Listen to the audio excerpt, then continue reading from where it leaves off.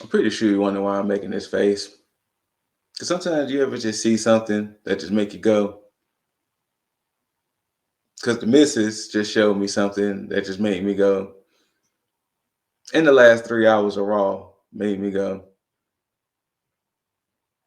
full circle. See how that works? Hey. But it's your boy, Scoot, aka Scoot Phoenix. And I'm here to bring you the Raw wrap up, aka the Raw before the Rumble, aka Rematch City. So let's go through it. Uh the first segment, which I don't know why they had this, but it was Bobby Lashley, Brock Lesnar in a weigh-in. Bobby weighed in and I think it was 263. Brock was like 280 something. Like I don't really remember. Or Lashley would know. Lashley was like 273. Brock was like 280 something. Brock came in looking like a cowboy. And I don't know why. I don't know why. It's just this was not needed because it's not like they're doing a UFC heavyweight fight or anything. So I don't know why this was needed. But yeah, they talk trash to each other. Brock steadily keeps disrespecting Lashley, calling him Bobby Who. And, I don't know what it's going to lead to on Sunday. I don't know if it's going to lead to a one-sided fight, a legit fight, but sorry, not Sunday, Saturday. I have to keep remembering their premium live events this year mostly falls on Saturdays. So Saturday, I don't know. I have a feeling Brock will still retain, but who knows? But this was a segment, nothing special. First match of the night, we had Bianca Belair versus Queen Zelina for reasons. Um, Bianca wins. I guess the I guess theme of the fight was having momentum going into the Rumble. But hey, it was a match. It wasn't a bad match, it was just a match. And like I said, Bianca wins. She beats the Queen 1, 2, 3. Then we get Damian Priest versus Kevin Owens for the US Championship. Now, Owens get Owens was granted this match because he was the first man to beat Priest last week. He hit Priest with the stunner, pins him 1, 2, 3. He's the first man to pin or submit Priest since Priest has been on the main roster. Though Priest has lost matches due to disqualifications, but he legitimately was pinned last week. And of course, this whole thing with Damian Priest of are you going to get the Damian side or are you going to get the Priest side? The Damian side is the aggressive, quote unquote, evil side, and the Priest is normally what you see him as. The match ended with him tapping into his Damian side and got disqualified. Of course, Owens wins the match by disqualification, but Priest retains the title. Then we get promos from these six ladies saying, well, first we get Rhea Ripley, Liv Morgan, and Dana Brooks promos. Then they come to the ring, and then we get Carmella, Tamina, and Nikki ASH, their promos, and they come out.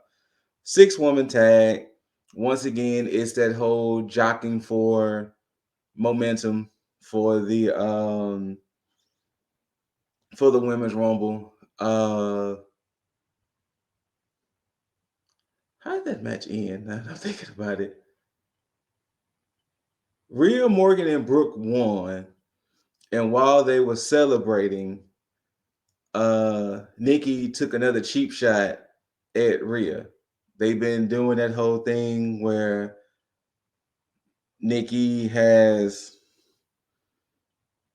not necessarily went super villain because she still see herself as a hero. It's just that she hasn't had the fair one-on-one match against Rhea Ripley yet. So she got another sneak attack in. we'll see how it goes at the Rumble. Maybe Rhea might get some level of revenge by throwing Nikki over, or maybe Nikki might get another one over on Rhea. We shall see when it comes to the Women's Rumble Saturday. Then we get the first of three academic challenges because this is supposed to be carrying on for 3 weeks. RK Bro wants another title shot, but Alpha Academy is saying, hey, if you can best us in these academic challenges, then we will give y'all another title shot for the tag titles. The first one was a spelling bee. Otis goes first, spells his word. Technically, he misspelled his word, but they counted it. Then Riddle goes, spells his word right. Gable, he's so pompous about it that, he's Mr. 4.0, he's valedictorian, all of the above. He misspells his word. Orton spells his word correctly.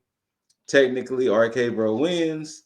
Then it leads to them arguing, and Orton was like, well, how about we do this Gable one-on-one so I can shut you up? Orton Gable, pretty solid match. The only downside to this is, if you've been keeping up with Raw somewhat, this is about the seventh time we have seen this iteration of RK Bro and Alpha Academy in some way, whether it's tag team matches, one-on-one matches. There has been many iterations of this feud, but it was a pretty solid match.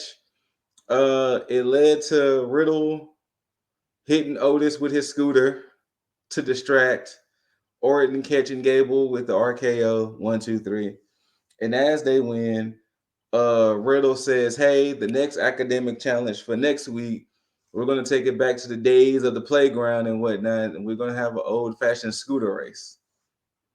We shall see how that goes." And because, of course, the story is, what scooter are they going to get for Otis? Yeah, they plan on the whole big man thing, but we'll see. Then we get the second segment of Bliss's journey back to Raw. She's talking to the therapist again, and she tells this story about when she first met Lily, that she was playing on the jungle gym, and the girls used to tease her or something, and they knocked her off, or she fell off or whatever, and she blacked out. When she woke up, Lily was there, and she never seen the girls again.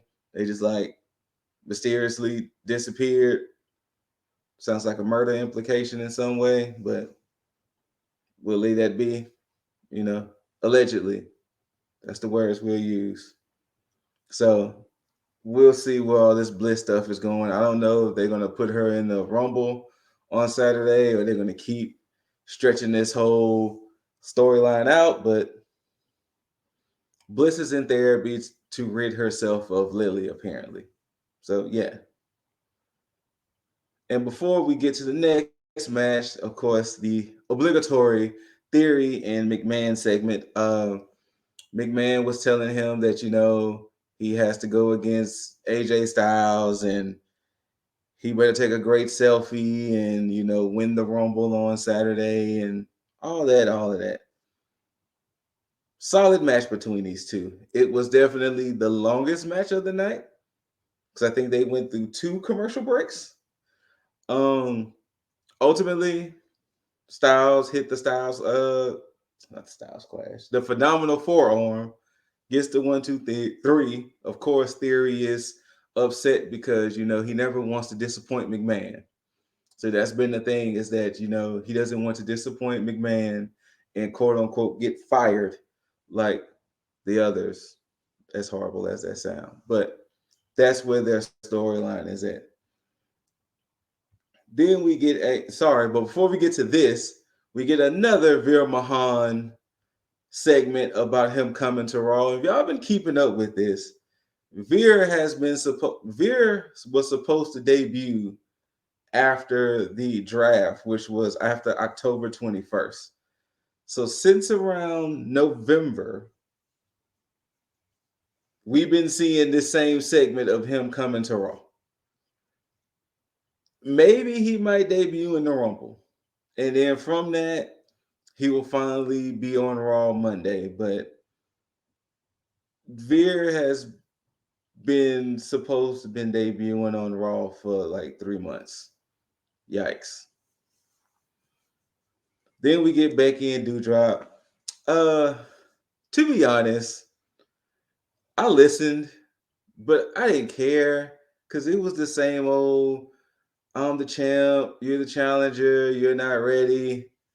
Yes, I am ready. You can't defeat me.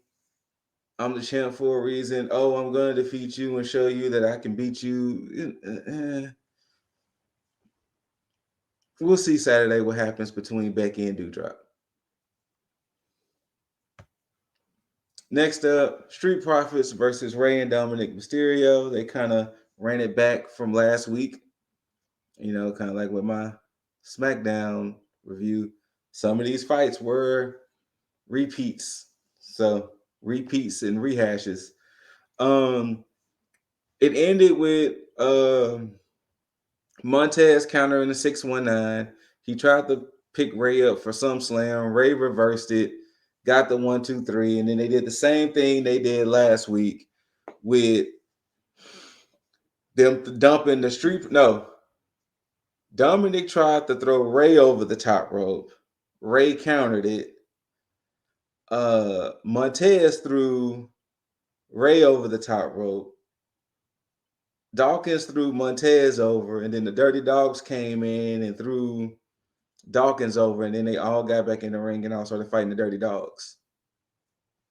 And that's how that segment ended. Then we get a segment of Rollins speaking, saying that, he's going to show up again on SmackDown and he's going to deliver the message to Roman in his face that he's happy that he won the match and that he gets to fight Roman one-on-one for the belt, without any help from the Usos, which I feel like that's some foreshadowing for something that somebody else is going to interfere, but we'll see. And then we get the final segment of the night.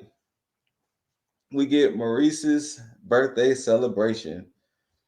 Miz had the ring all decked out with gifts and everything. He brings her out. Speech.